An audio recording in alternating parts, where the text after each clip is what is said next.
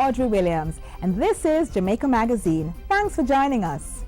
Inside the pages today, the well-informed Dr. Fritz Pinnock of the Caribbean Maritime Institute is back, providing additional information on how we as Jamaicans can benefit from the Logistics Hub initiative. We also take a closer look at the job opportunities available in the maritime industry. Stay tuned. It's going to be a great show.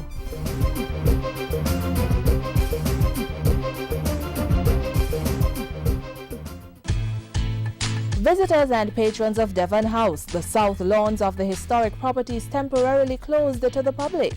The management of Devon House Development Company Limited advises that as part of ongoing maintenance works to improve its facilities, the south lawns is closed for approximately 6 weeks. During this period, access to these lawns by members of the public is restricted. All other activities at Devon House remain unchanged. Last week on Issues, we provided answers to some of the questions about the Jamaica Logistics Hub initiative. Executive Director of the Caribbean Maritime Institute, Dr. Fritz Pinnock, is back to discuss other matters of the industry.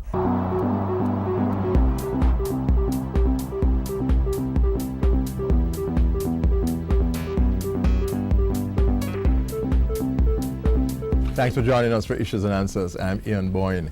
Today we talk to Dr. Fritz Pinnock, who is the Chairman of the Education and Training Subcommittee of the Logistics Hub Task Force. He's also the Executive Director of the Caribbean Maritime Institute. We talk about the Logistics Hub again today. We need information on this crucial growth lever in the Jamaican economy. We thank you for your company. Dr. Pinnock, good to have you Thank back. you, great to be back. Again. We want to talk about some of the things that Jamaica would need to do to exploit the opportunities of a logistics hub. How do we prepare for this? All right. Well, firstly, it's a complex project. And for the very first time, Jamaica is now trying to reconnect to the global supply chain. For many years, we have operated in our own space, in our own private backyards. We do what we want to do with this sort of paternalistic supervision. What I mean by that, the government does everything and we sit back. Okay, so the government is going to tell us we are now going to do this, we're going to build some houses, we're going to put up this construction.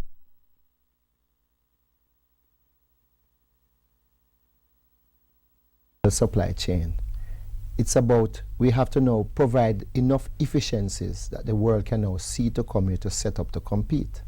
So part of the preparation first is our legislative system.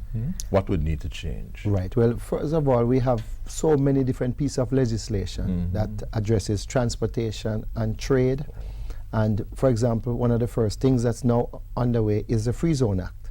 The World Trade Organization, WTO, have said that by 2015 there should be no more free zones. That's next year? Next year, right. Because free zones connote export subsidies. It's about leveling the world. You must compete based on efficiency. So the government is now going through the process of transforming the free zones into economic zones. Yeah, so hence I hear the zones. nerd, right? Yes. Export processing zones. That's just one. We had a piece of legislation that talk about transportation, that the Bill of Lading Act. The Bill of Lading is that receipt that you get for your goods when it go on a ship. Yes. It has three functions. One is a receipt. One is the evidence of title that you own the goods. So that act only saw the ship owner and the agent who represent the ship owner, and nobody else in between. But now we have a vibrant intermediary, somebody who don't own the cargo, they don't own the ship, but they manage the transportation chain. And that the United States have now recreated their act in 2000. In 2001, they have now recreated what they call the Ocean Shipping Reform Act. And in that act, they're now saying everybody in between the owner of the cargo and the transport that take it is now called an ocean transportation intermediary. In other words, the chain is so complex and diverse. So the legislative process needs to change to accommodate this. And by virtue of the economic zone, it is one space where cargo can come in without the interference of customs, value can be added, and then goes out, whether by sea or by air. The traditional configuration of ports, where ports were just an entity by themselves, that we are seeing now for the efficient logistics hub preparation, where you find the industries, the economic zone should be integrated into the port and airport for the best. So hence the call of an expansion of a new airport and a new shipping port that will now provide for that. So it requires thousands of acres. In comparison, Mariel in Cuba, the port, the Brazilians are now spending $900 million US. They are building out the first phase of a 40,000 hectare land space. So a global project requires scale. You have to have masses of land. The current port environment does not provide for that, but there's some room for expansion and upscale of smaller economic zones that can now serve that need. For example, the Cayman Islands. The Cayman Islands. But beside the laws, there are several things that we need to do. We have to take a serious look at the cost of energy. Yes, at true. 44 cents US per kilowatt. We're not competitive. We're not competitive. Trinidad 4 cents, the US 12 cents. The average rate to compete, we need about 18 cents. So this is a space right now because the Cayman Islands proposal is ready. It's now before cabinet. But there are several issues. The legal adjustments have to be made, and of course the whole decision on energy. Is it that we're going to do like what the bauxite companies were allowed to do, provide their own energy? So these are some questions that the government has to answer, and they're working assiduously through this process. What are we looking at in terms of potential for job creation with the logistics hub, Dr. Pinnock? All right, well, let us start by, in fact, and I like to put in context, the logistics hub is not a physical space. It's a concept. So anybody go looking for it, you'll find it. That's yes, I want to say that. So it involves Jamaica building out about 16 economic zones. 16 zones. 16. That is it could be more, it could be less, where they could be merged. But that is the concept. Because Jamaica is presenting this concept to development, to developers and to potential investors. Yes. So who bite the bait? Right now, let us look, for example, just the talk of what the Chinese, they have not yet put in a proposal. So my gosh, we have analyzed it, we have dissected it, we have killed it, we have done everything. And the proposal is not yet in. But if this were to come to pass, it would be an excellent concept in that it would now start with probably a 6 million TEU port. A TEU is a 20-foot equivalent. You have two containers, the big one and the little one. A 20-foot is the little one. And the big one is considered 2 TEU because it's twice the size of the little one, the 20-foot. So, let's take the break at this point. We're talking about the logistics hub, the opportunities the hub will unleash for Jamaica and for Jamaicans. Dr. Fritz Pinnock is the chairman of the subcommittee of the Logistics Hub Task Force dealing with education and training. He's educating us on the hub. We take a short break.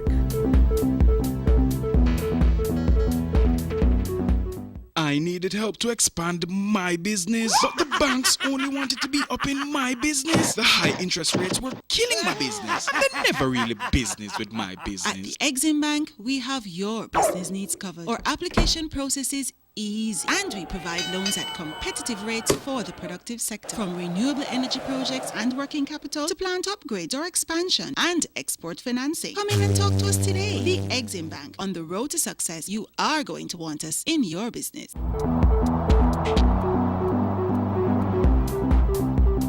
One of the major platforms for economic growth is the logistics hub. This is a concept that Jamaica is looking to boost economic growth.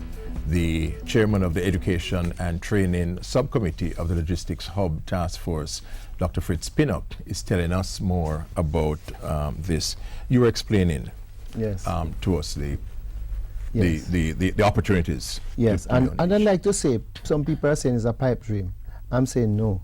Yeah, and I've been around the world and I've been to many of these places. I've been involved in logistics as part of my training. I've seen where it works. And let me say this, we're not starting from scratch. Up until, let's go back with the pirates in the 1700s. We had the largest transshipment port in the Americas. In the Americas, we had. In fact, Port Royal was the largest city. Right, we had a great arrangement with the British Crown, where, of course, the pirates would go out and take whatever they find from ships, half to the Crown and half to them. Equitably. Well, we have moved from that now to a modern transshipment port, which we had the largest transshipment port in the Caribbean up until 2010. The transshipment concept is now changing, where you now need to add value. Yes. So that is what is evolving now. Precisely. So at this stage, we are not starting from scratch. We have 2 major airports. We have a major transshipment port here now that can be transformed and upgraded. And we have land space right around the country, the opportunity to develop new facilities, because the current runways of the airport, they are short, roughly about, let's say, 9,000 feet. Yeah. And, you know, to meet international standards, to take the 777, you need about 14 to 15,000, right? Now, so, you know, we have to change that be whole... expanded, yeah. You have to be expanded. And already, Vernon Field had served as the air transportation base For in World War II for the Americans. yes. And you know that runway is already longer. It can be extended. You have green fields surrounding it, so in other words, you don't have to knock down buildings, move people and all of that. That you can now expand and develop, and that could possibly later integrate into a port facility that could now support economic zones surrounding that. Absolutely. Because the idea is that the farther you have to move, you have to transport cargo, it becomes more uneconomical. Yes. So you want to virtually just do your value added almost within the port and airport. That's the whole context. And that raises the issue of the scope of the job creation that we're talking about possibly. Yes. All right. Well, when you look on the jobs in greatest demand worldwide, on top of that is skills trades. And what I'm saying, there's a huge market, but let's take it, whatever equipment you take here will need maintenance. Yes. So that whole maintenance area is an area where we can now supply a lot of people. And so it's about getting our training to meet international standard. In other words, we're able to offer the same certificate here that they'll get abroad. When investors come and you can show them, hey, I have a certificate that's already aligned to the international certification, they know that and they can trust it. That's through City and Guilds. City and Guilds. Also, our NCT vet is very good standard. Excellent standard. But what I'd love to see, and this is what we are working on, to see that there's greater alignment internationally. So in other words, the concept of equivalency. That when you go to show, nobody have to take your training and assess it and wonder, can you do it, can't you do it? They can now accept this as that you're ready. And I can just put one on the table. We are now working on a project, right, which is called, to get what you call a mechatronics certification. That big word, all it means is integration of different types of engineering. Electrical engineering, mechanical, informatics, and marine engineering. I see. So in other words, if you were to go on an aircraft on a ship, you're meeting so many different technologies interfacing. Who manages that new space? So we're saying that there's a huge demand for technicians who can work in that space of interfacing with robotics, pneumatics, and hydraulics. That's some new spaces. And we can, right now, we have been experimenting with this at the Caribbean Maritime Institute, and we have a few people now working on board ships in this new position, earning tremendous. I mean, right now, the lowest paid one is about 700,000 Jamaican dollars a month. It's over 7,000 euros a month. And I'm just saying this is that somebody. so? Right. So there's a shortage right now of about 4,000 of these people worldwide. If we were to use niche markets like these, while we do the business processing, outsourcing, and so on, and we have these people earning $15,000, $7,000 a week, we also need some people to be earning a few $100,000 a week who can now send back the money, remittance, which is now number one. So through this, Dr. Pinnock, we'll be able to hold more of our skilled people in Jamaica and strengthen our middle class, strengthen our human capital base. Which creates a virtuous circle. Yes, and where there's opportunity, people stay. That's right. A lot of people migrate. They're not interested in the core. Absolutely right. Exactly. And what we have to see, let's look at the diaspora as an extension of the Jamaican workforce. Yes. So when you say foreigners are coming, I see more diaspora people coming. Of course, people come back home. After this winter alone, Ian. That's true. How many people want to come people, home? Yes. I am in a job abroad and I can see a similar job, Jamaica, earning 20%. I'll go. Yes. I have my little backyard, I can farm, I can get away from the cold. These are part of the cost you pay for relocation. Yes. Then people be coming back with a new attitude, a new mindset. Productivity has been one of our challenge. Right. And part of education, which is what having most of my students going abroad, the education is in traveling, learning new cultures, understanding that you alone don't occupy this space. And there's what you call efficiency. It's not about going to work 7 o'clock. For 7 o'clock, you need to be there from 6:30. You can have your breakfast and you start working at 7. It's about going to an aircraft and you have to go for boarding time. You can't turn up for 9 o'clock flight at 9 o'clock. You'll be left alone. You know, these are the sort of things that we need to transform. We have great people, but when we can change a bit more of the mindset, we can do great things. Thank you very much, Dr. Pinnock, Dr. Fritz Pinnock, who is the Executive Director of the Caribbean Maritime Institute. We've been talking about logistics hub.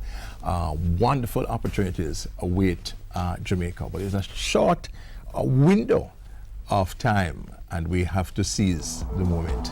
Thank you for your company. Next week I'll be back. Until then, Ian Boyne wishing you a pleasant day.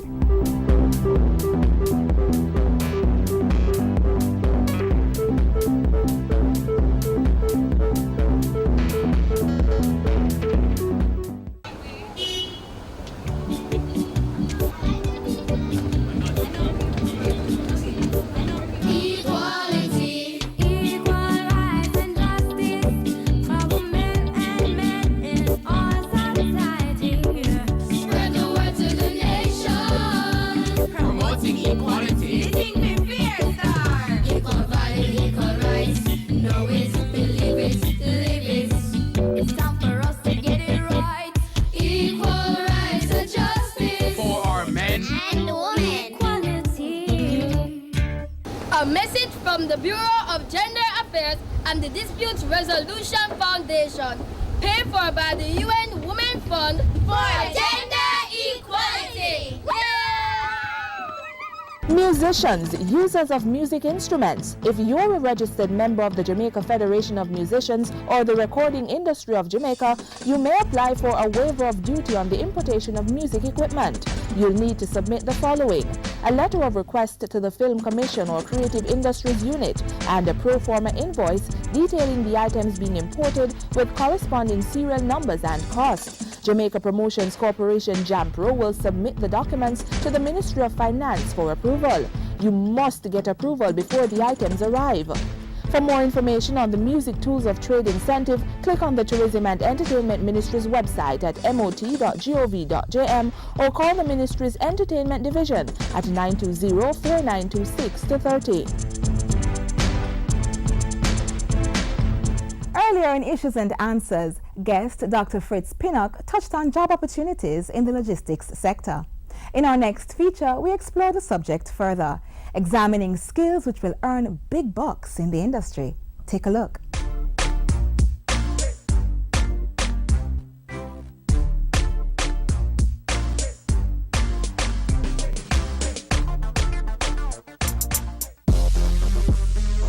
For a while now, government has been talking about plans for a Jamaica Logistics Hub.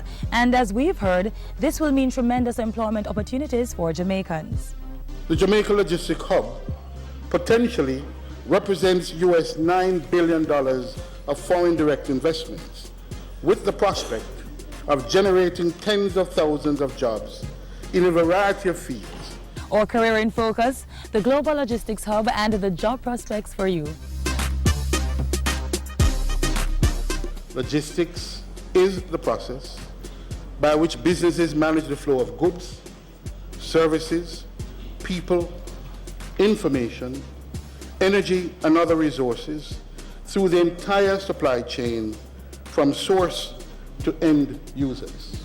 The Jamaica Logistics Hub will bring together a cluster of global third-party logistics providers, such as shippers, couriers like FedEx and DHL, and freight forwarders. The hub will also accommodate large global businesses with substantial cargo flows, and in the end, Jamaica will be the fourth node in the global logistic chain, joining Rotterdam, Singapore, and Dubai. You need people to work in the port. You need managers, operations managers, you need technical superintendents, you need people with a whole range of skill. But the employment opportunities on land and at sea begin even before that hub is to be completed in 2015. It's going to require real work to take the hub from concept to reality, and that means jobs from projects like these. 750,000 square feet of space in an ultra-modern technology park at Nago's Head in St. Catharines, with the potential to employ approximately 13,000 persons. The Caymanas Economic Zone will begin construction in a matter of months. Think construction and related jobs, plus various administrative duties. Or how about establishing businesses to service or link with the Caymanas Economic Zone? The industries currently earmarked for the zone, listen up, Carl, include ICT, manufacturing, incubator, creative industries, furniture, electronics, and biomedical industry. If you're interested in any of these career fields, keep your eyes and ears open for startup dates so you can be first in the door. Of course, as exciting as the land-based employment prospects are, the opportunities at sea are just as great. 90% of the world's trade is done by ship, which means the maritime industry is booming, prime hunting ground for employment options. Right now, there's a shortage of officers, estimated to be some 60,000 by the year 2015, right? So there's a significant market. Working on board ships, there are two streams. One is that of the navigation stream. Let's call it the administrative pathway. To become a captain, you'll be the CEO of the ship. So you have range of officers from third officer, second officer, and the chief officer, and of course you have your captain. That's the administrative side and the navigational side. Then you have the technical side, which is the head of that area is the chief engineer. Then you also have a new shipboard position that's created, which we are very excited about, and it's called the electromechanical technician. The International Maritime Organization, which governs jobs on board ships, created this new position to account for the interface of technology on ships. And there's a shortage right now of a few thousand of these people, right, on board that are needed. But what if your training is not in an area you might readily identify with the maritime industry? For example, you have done hotel, hospitality and tourism, right? And then we could underpin you with the maritime components. Jobs on board ships generally pay well, often far more than their land-based counterparts. In fact, I can tell you the average salaries will start at $3,000 tax-free per month. And it goes up on board a luxury yacht. People have earned up to $68,000 a month. And if you don't mind the close quarters, living and working on a ship can be an adventure. One big bonus, you get to travel the world, visiting new locations whenever you dock. And what we are saying to people, look outside the box. Don't think of the traditional careers. These are real careers. A few other things to consider. Majority of the careers that you can find on board ship, they require science-based subjects. What the logistics hub companies will be looking for are skill sets with global certification. Jamaica right now, we have a lot of unemployed people, and if we were to skill them, the market can absorb so much and no more. So we have to send some overseas, and I believe in this great educational export. We can send our people overseas to earn, to come back and send the remittances here. Until our next meeting, I'm Kerry, leaving you with this thought from former U.S. President Franklin D. Roosevelt. To reach a port, we must set sail. Sail, not tie at anchor. Sail, not drift.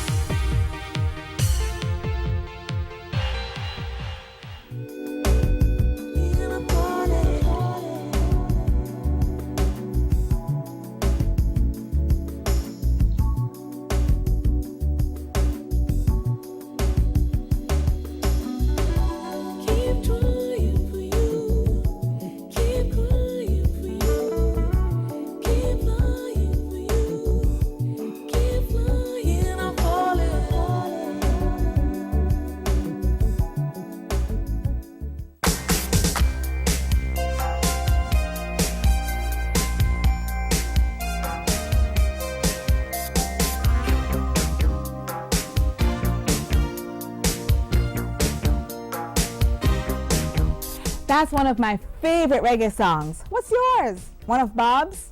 Or is it one of Third World's? Whichever it is, there's no doubt that reggae music evokes a feeling of togetherness and determination. all this month we are celebrating that sweet little music that Jamaica has given the world. If you are yet to attend one of the events, don't fret. There are plenty left to explore, like the Ground Nation series happening every Sunday at the Institute of Jamaica. Reggae Wednesdays is off to a good start, and the high energy is expected to be maintained every week inside the Emancipation Park. For a complete list of the fabulous events happening in February, click on the Jamaica Reggae Industries Association's page, jareajamaica.com. Let's keep rocking in support of our cultural and creative industry, which makes us uniquely Jamaican.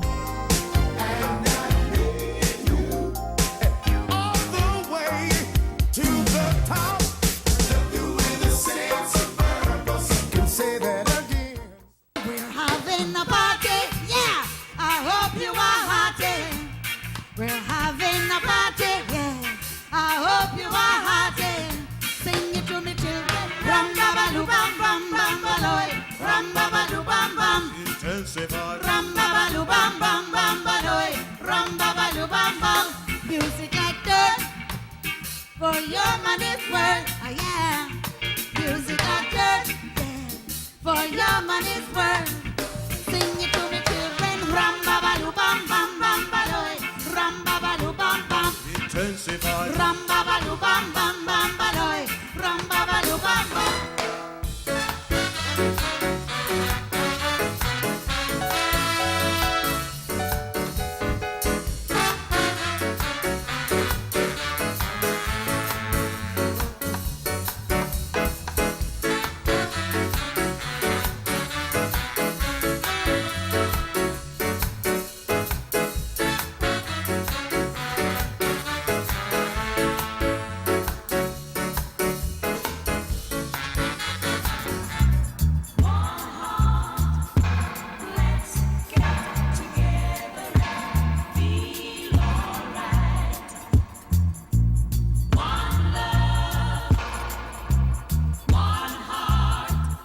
Before we go, we leave you with these words of inspiration. Life is one big road with lots of signs. So when you're riding through the ruts, don't you complicate your mind. Flee from hate, mischief, and jealousy. Don't bury your thoughts. Put your vision to reality. Words of wisdom from Reggae King Bob Marley's Wake Up and Live. This is where we leave you for today. Join us tomorrow for another informative and entertaining program. Keep sending those emails. Jamaica Magazine at jis.gov.jm or send a tweet at JIS News. Click on jis.gov.jm where you may find more news stories and features on all the issues featured in today's magazine. Until then, walk good. I'm Audrey Williams.